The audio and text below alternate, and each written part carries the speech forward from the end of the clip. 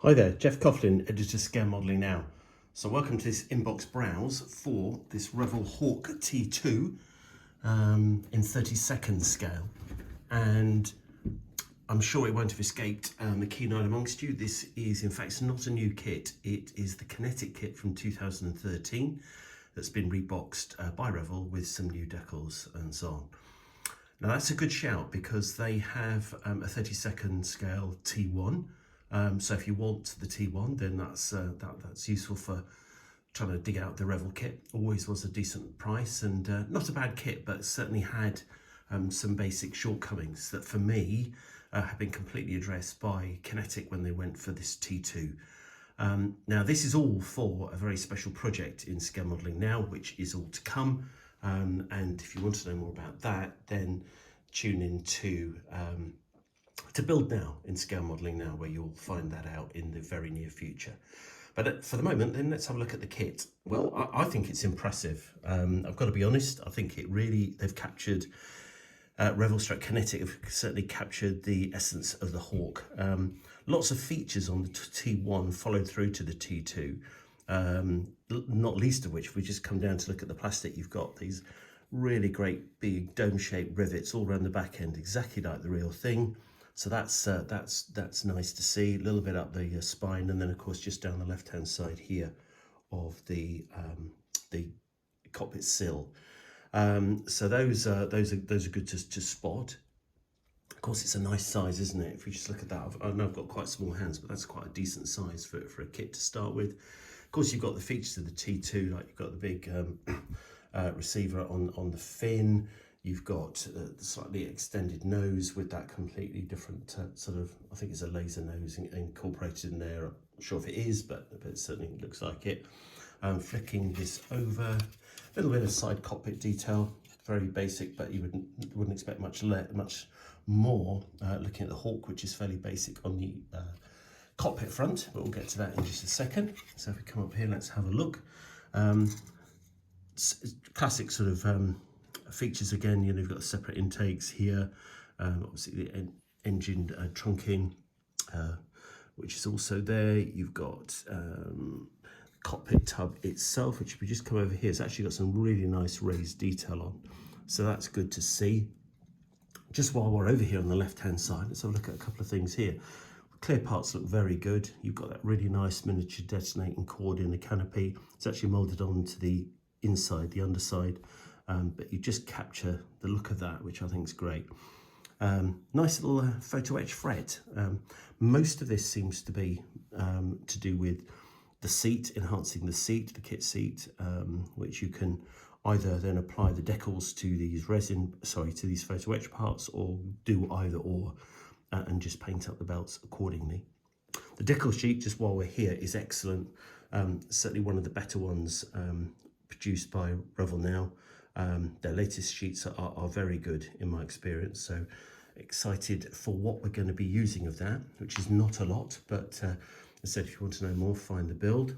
Coming across here, some really nice fine details, decent tread on the tyres, which is good to see, which is significant on the Hawk. One of the things I really like is this pitot probe here, right on the front, this sensor. That's really delicate. I would normally replace things like that from Master, which are just stunning. They turned brass ones, but it doesn't look like it's going to be necessary this time, which is good.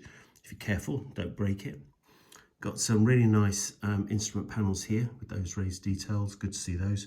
One piece main gear legs, like that. Haven't got any nasty cleaning up to do, just the little mold seam lines on those.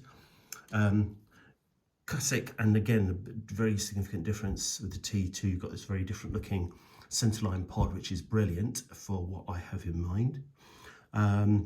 Probably for me, the biggest feature, I think, of the kit, which is a big sigh of relief, which is excellent, which is the fact you can do it with drop flaps. The Hawk almost always has drop flaps when it's parked.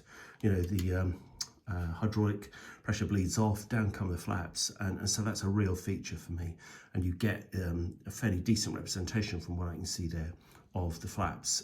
Options for raised or drooped. Well, they're definitely going to be drooped on my model. Looking at the wings, again, you've got this nice fine recessed detail. Decent little vortex generators here along the top of the wings, which is good. And so overall, really nice looking bit of plastic this. Like it a lot. Excited for the project. And if we just bring the instruction sheet in, you can just get a little bit of an idea here of what to do.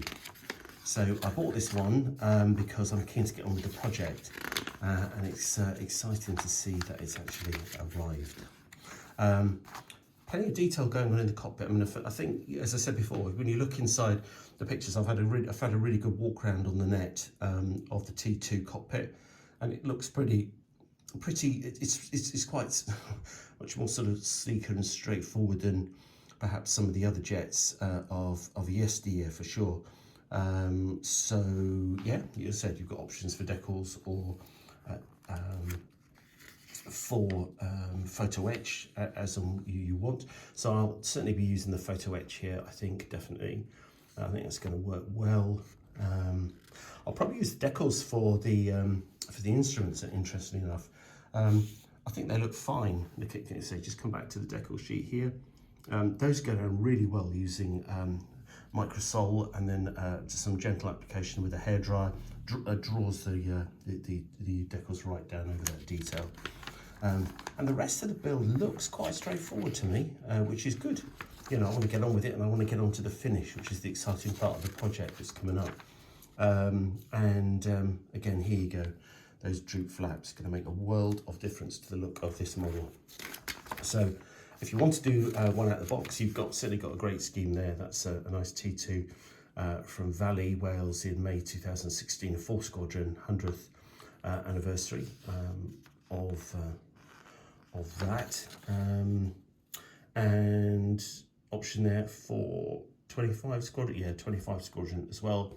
It's a bit more somber, that one, so hey ho, you have plenty of choice. So that's the kit. Really impressed with it. Looks good, nicely cleanly moulded.